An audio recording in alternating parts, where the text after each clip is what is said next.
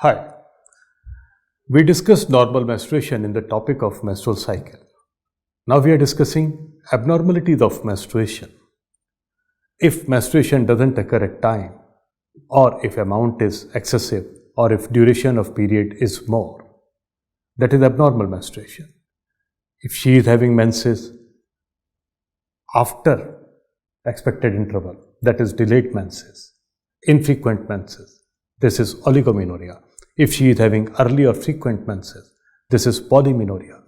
If bleeding at the time of menses is excessive or duration of bleeding is more, this is menorrhagia. If there is intermenstrual bleeding, this is metrorrhagia. If she is complaining of pain at the time of menses, this is dysmenorrhea, while mid-cycle pain is Mittelschmerz. If no menses at all, this is amenorrhea. So let's start writing abnormality of menstruation.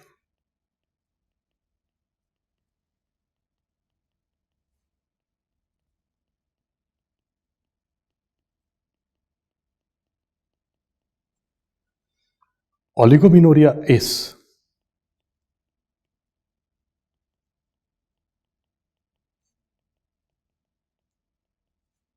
delayed menses.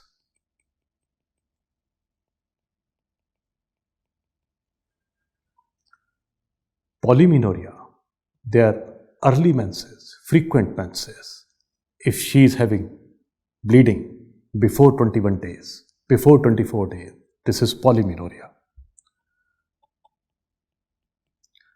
According to population-based criteria, it is 21 to 35 days cycle length. According to study-based criteria, cycle length is 24 to 38 days. Polymenorrhea, they are early menses or frequent menses.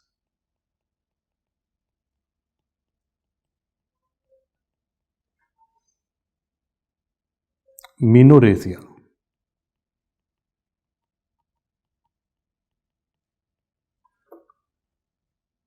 if amount of blood loss is more than 80 to 85 ml, or if duration of bleeding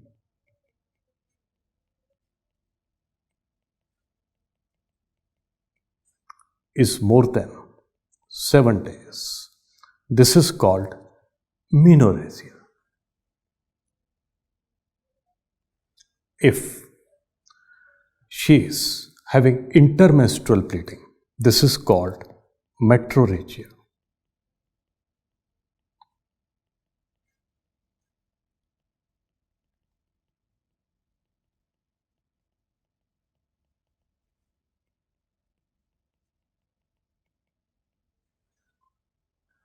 This metrorrhagia may be caused by DUB, dysfunctional uterine bleeding.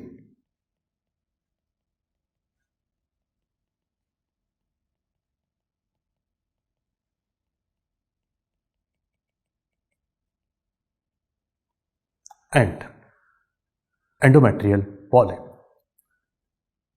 What is the definition of DUB? It is irregular bleeding per vaginum without organic pelvic pathology. This is dysfunctional uterine bleeding. Another cause is endometrial polyp. If it is ulcerated, chances of metrorrhagia are even more. There is another word called abnormal uterine bleeding, AUB.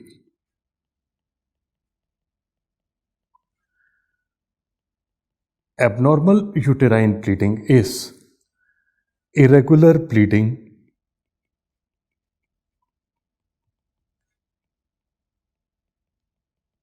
per vaginum with organic pelvic pathology.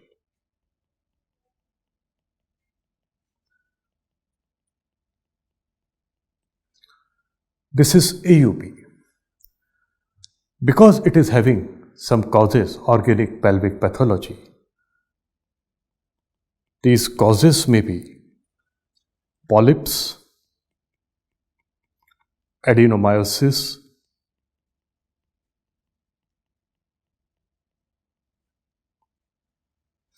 leiomyoma, that is the fibroid, malignancies,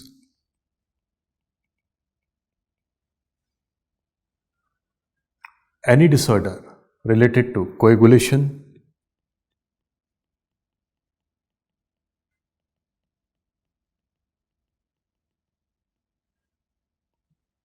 ovulatory dysfunction, ovulation disorders,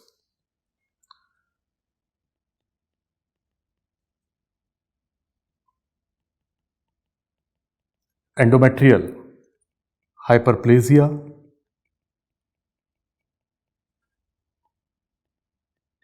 they may be iatrogenic and not yet classified.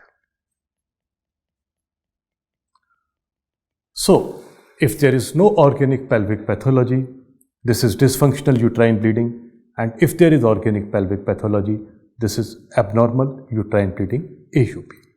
Now, after metrorrhagia, another menstrual disorder, hypomenorrhea. As the name suggests, hypo, less. So, hypomenorrhea means less menses. How we categorize this hypomenorrhea? If amount of blood loss is less than 5 ml or duration of bleeding is less than 2 ml. If amount of blood loss is less than 5 ml or duration of blood loss is less than 2 days, this is called hypomenorrhea. Most common cause of this hypomenorrhea is Asherman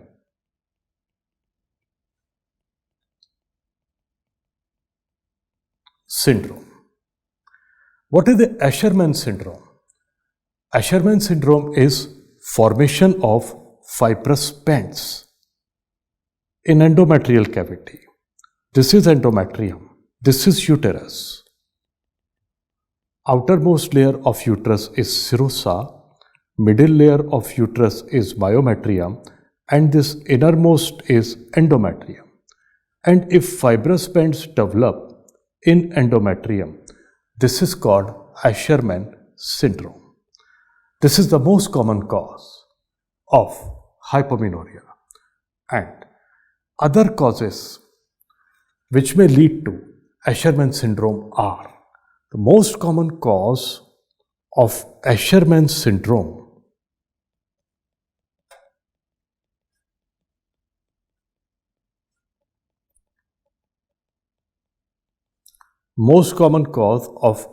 syndrome is postpartum curettage.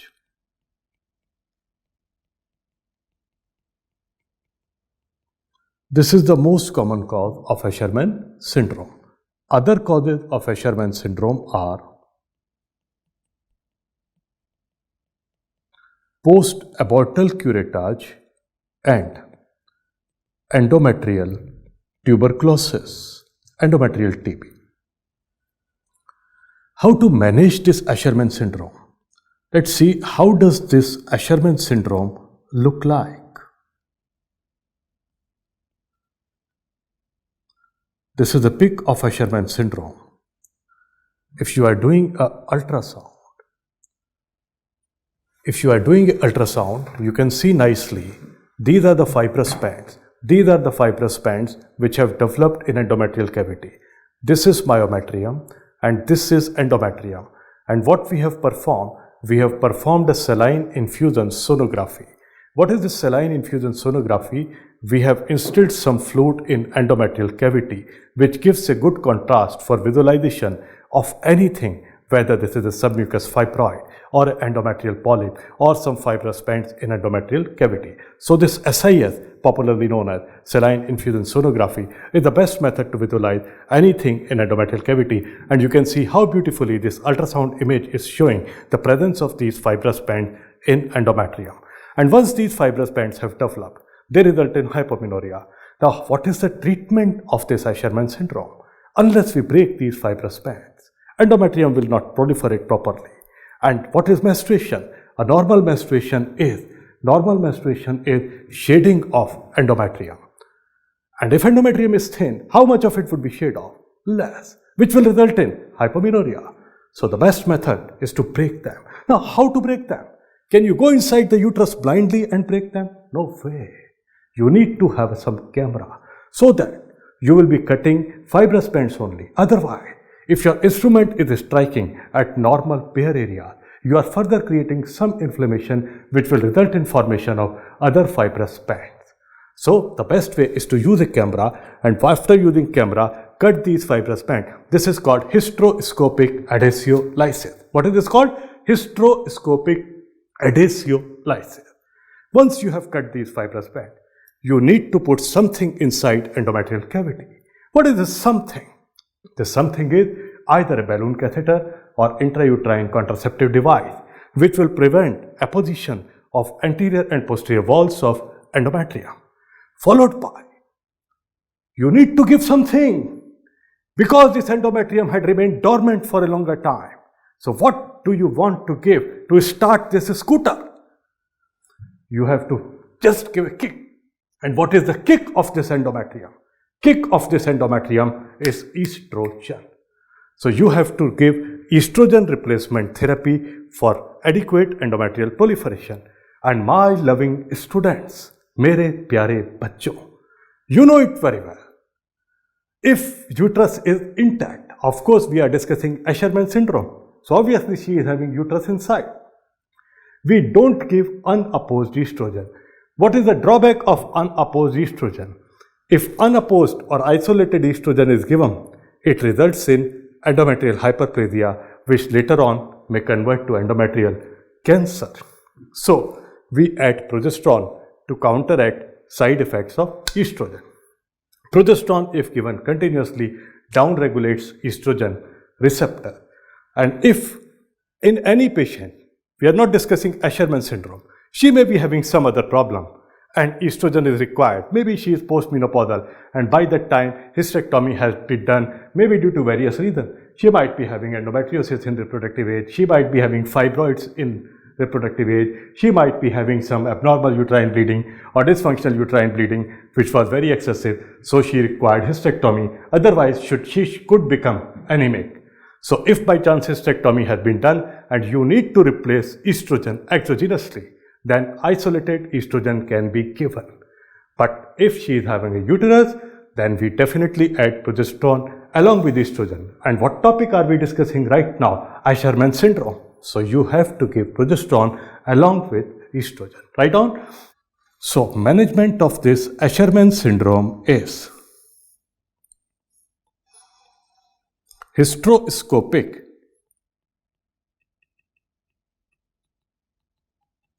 adhesiolysis. We cut these fibrous bands with the help of camera of uterus, and have a look here. This is the camera of uterus. You can see how we are using this hysteroscope. This is the hysteroscope, and this hysteroscope is used to cut these fibrous bands. Can you see nicely? This is the uterus, and in this uterus these are fibrous bands here inside endometrium, and this is our hysteroscope, and with the help of this hysteroscope we are cutting these fibrous bands inside, and after cutting these fibrous bands we will put balloon catheter or a IUCD in uterine cavity.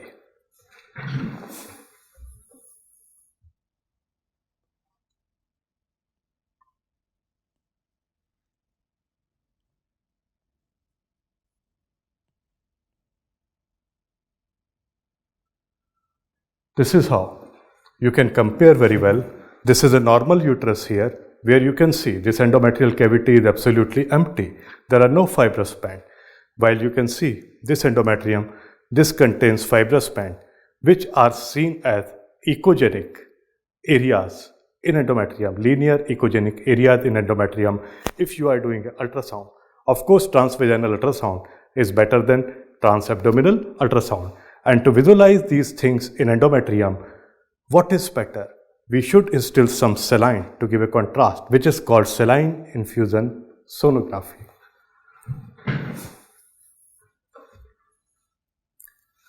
So, management of Asherman syndrome is hysteroscopic adhesiolysis,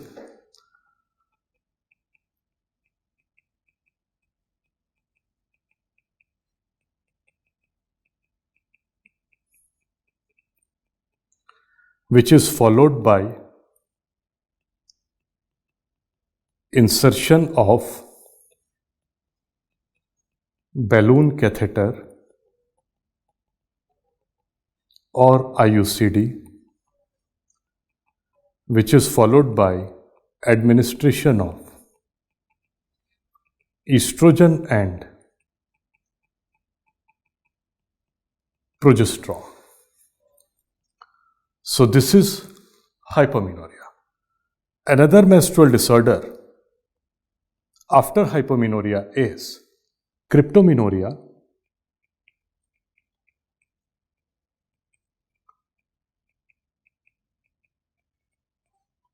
is hidden menses.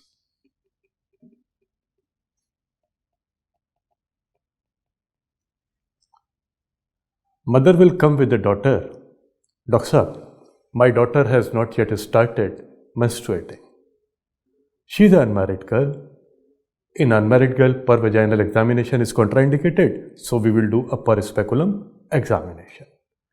What is the range of menarche? Age range of menarche is 10 to 15 years, mean being 12.5 years. So, if she is not menstruating, she'll report you. And on per speculum examination, if it is a case of cryptomenorrhea, what will be seen?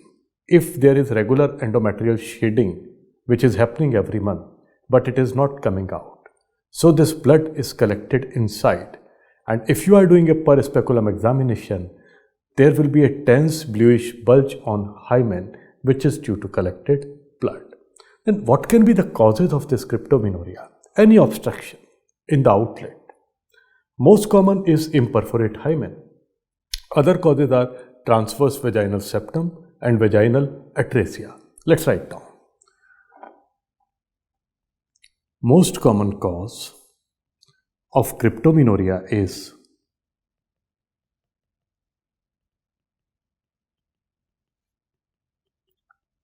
imperforate hymen.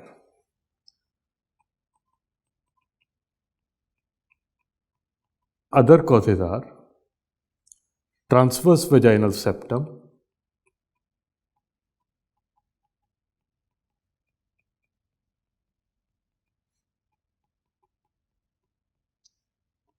and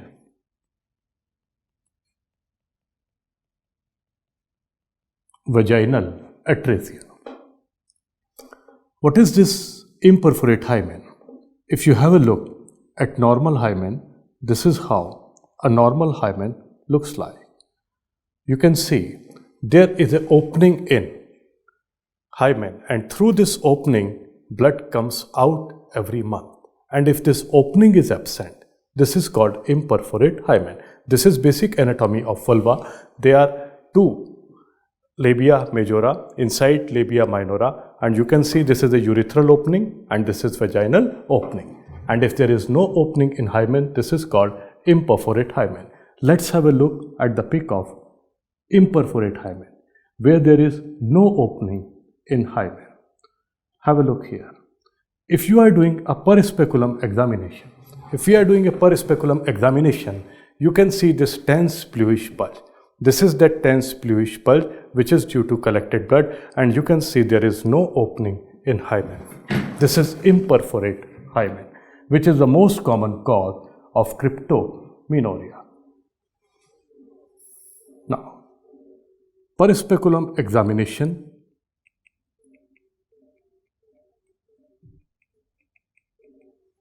will show tense bluish bulge.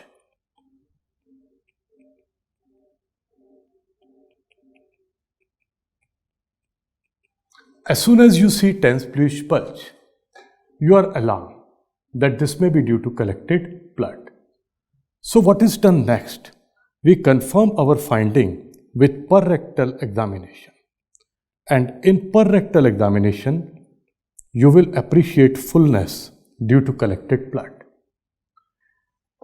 Which radiological modality is best to pick up fluid? Ultrasound. So we immediately switch over to an ultrasound examination to confirm our finding whether this is blood, this is fluid. So next step is ultrasound. And in ultrasound, what will you see? If this blood is collected in cervix and vagina, then we call it hematocolpos. We are doing an ultrasound. How would it look like if this blood is collected in cervix and vagina? Have a look here. This is how you are going to examine it.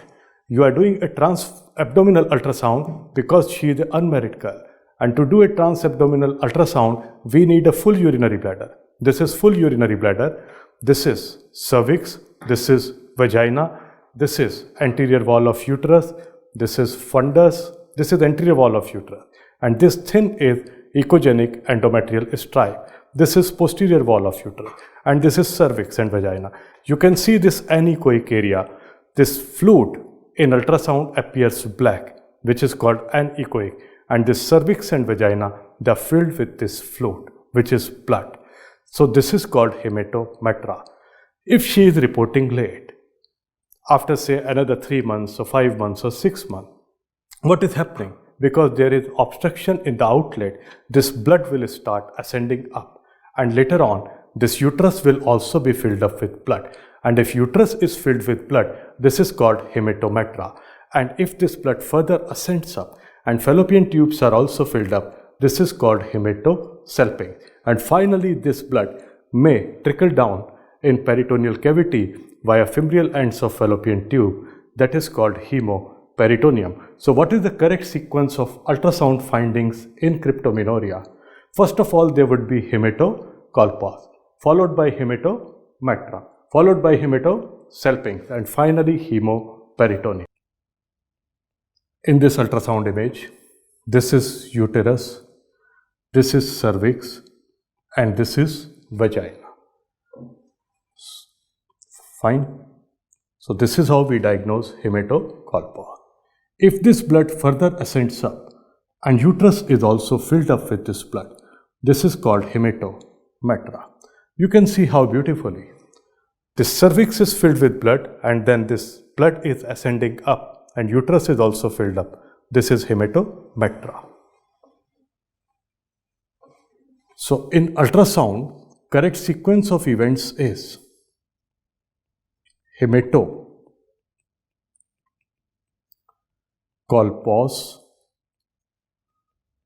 followed by hematometra followed by hematosalpinx followed by hemoperitoneum. Fine. How to manage this condition? Management is, if it is due to imperforate hymen, if the cause is imperforate hymen,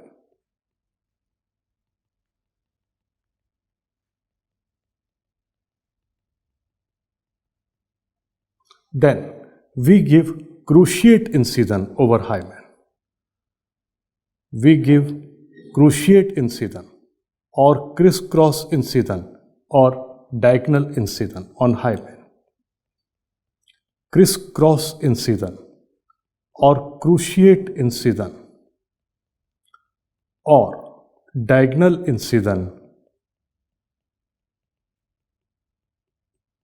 on hymen. And if this cryptomenorrhea, if it is due to vaginal septum,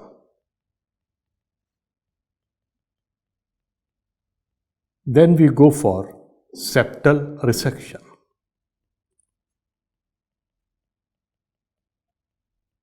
Mostly these septums are present in upper part of vagina. So this septum has to be resected. This is how we manage cryptomenorrhea. Another menstrual disorder is dysmenorrhea. Dysmenorrhea is pain at the time of menses. Pain during menses. This is dysmenorrhea. This dysmenorrhea can be primary dysmenorrhea or secondary dysmenorrhea. Primary dysmenorrhea is she has never menstruated before, and secondary dysmenorrhea, she was normally menstruating before, but now for last 90 days she is not menstruating, or duration of cycles in whole year is less than 9 cycles, 9 or less than 9. So इसको काटना है जरा, ये dysmenorrhoea से मैं दोबारा बोल रहा हूं, ये एडिटिंग हो जाएगा, यहां से मैं 7 नंबर से दोबारा बोल रहा हूं, ठीक. Dysmenorrhoea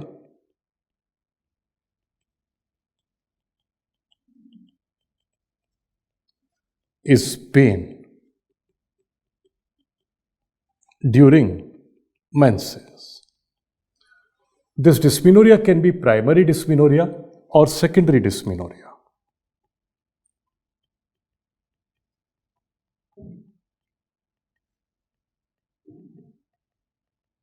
Primary dysmenorrhea is dysmenorrhea that is pain during menses without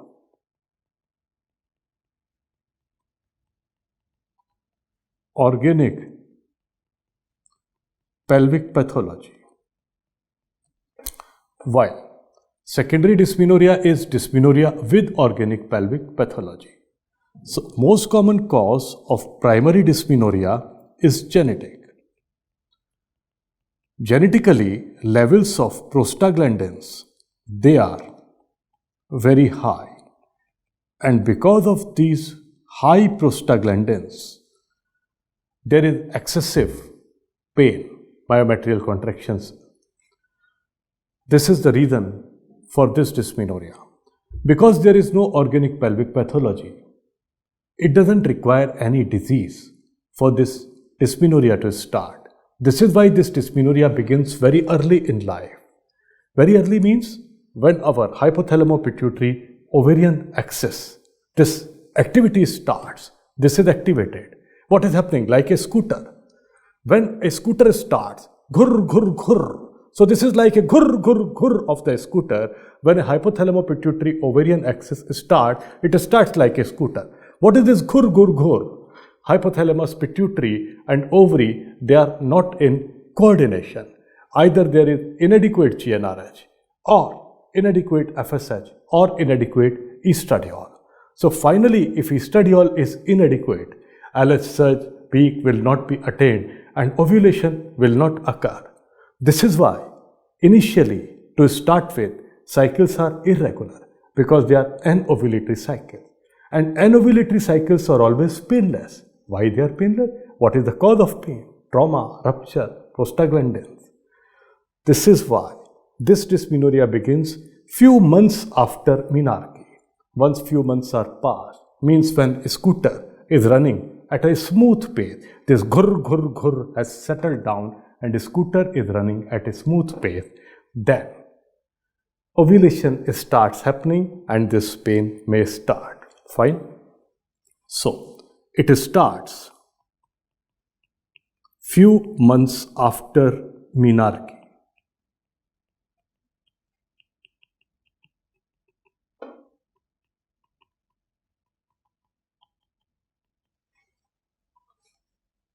This pain starts approximately 12 to 24 hours before menses, and it is maximum on, pain is maximum on first day. Very simple. and then it starts decreasing. After day 1, it starts decreasing. Because the reason is mainly prostaglandin. How to treat this type of dysmenorrhea? Why this pain is happening? Because of excessive prostaglandins. Because these myometrial contractions, this uterus, this is contracting against a narrow outlet. Cervix, vagina, they are narrow, and this uterus is contracting. This is why this type of pain start decreasing once she gets married after intercourse, and may finally disappear after first childbirth, because then cervix becomes permanently patulous.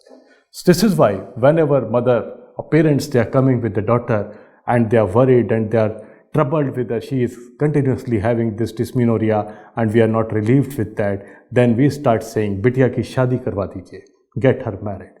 It will give some relief in dysmenorrhea. So, management drug of choice for this kind of dysmenorrhea is mefenamic acid,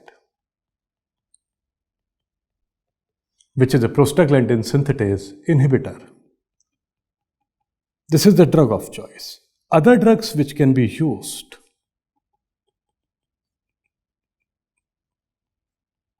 to treat this dysmenorrhea are: ibuprofen can be used,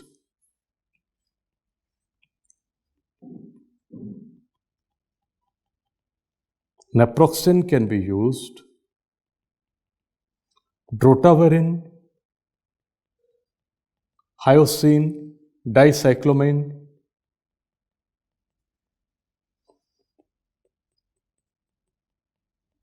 these antispasmodics may also be used, but drug of choice, the best one is mefenamic acid. Now, if there is no relief with this mefenamic acid, what has to be done? The next step would be oral combined pill to inhibit ovulation. If not relieved,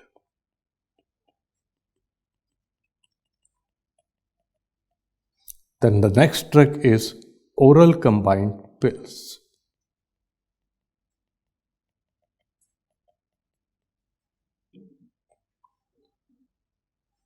If not relieved, even with oral combined pill, then we can try surgical dilatation of cervix,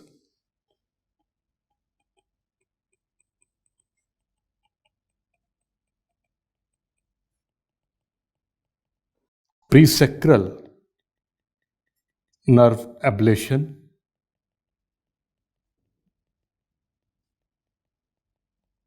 these are various measures which can be tried to relieve her. Secondary dysmenorrhea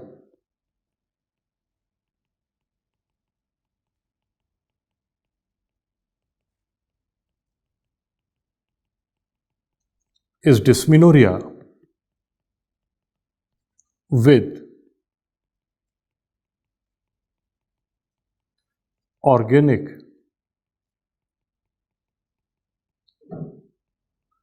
pelvic pathology. So there is some organic disease related to it, most common being endometriosis,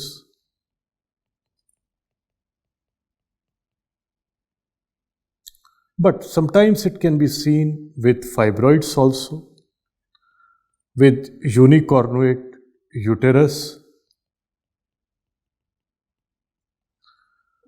These are various other conditions in which this dysmenorrhea may occur, but most common cause is endometriosis. Adenomyosis is also one of the cause. This secondary dysmenorrhea, this is congestive dysmenorrhea, while primary dysmenorrhea is spasmodic dysmenorrhea. Why it is called spasmodic dysmenorrhea?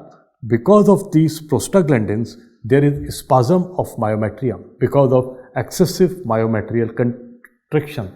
This is why primary dysmenorrhea is called spasmodic dysmenorrhea, and secondary dysmenorrhea is due to congestion. This is why this is called congestive dysmenorrhea. In this dysmenorrhea, pain usually starts approximately 3 to 5 days before menses, and it continues, this pain continues throughout menses. It doesn't decrease after first day.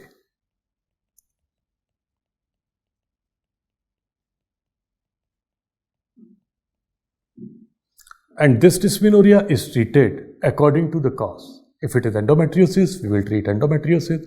If it is adenomyosis, we will treat it accordingly. There is another type of dysmenorrhea, which is membranous dysmenorrhea.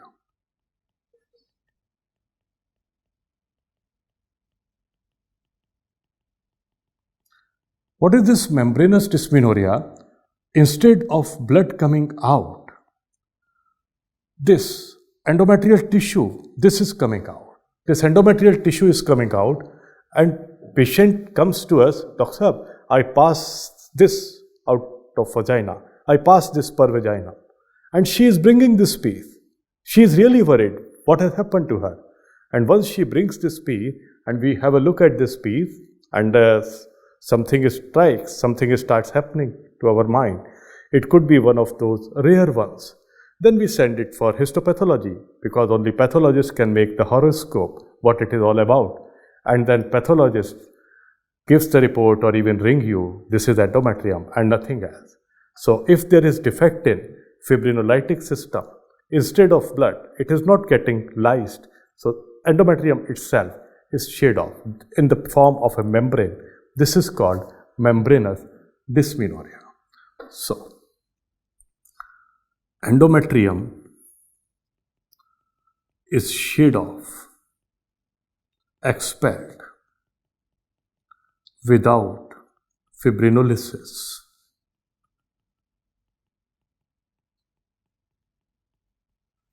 Now,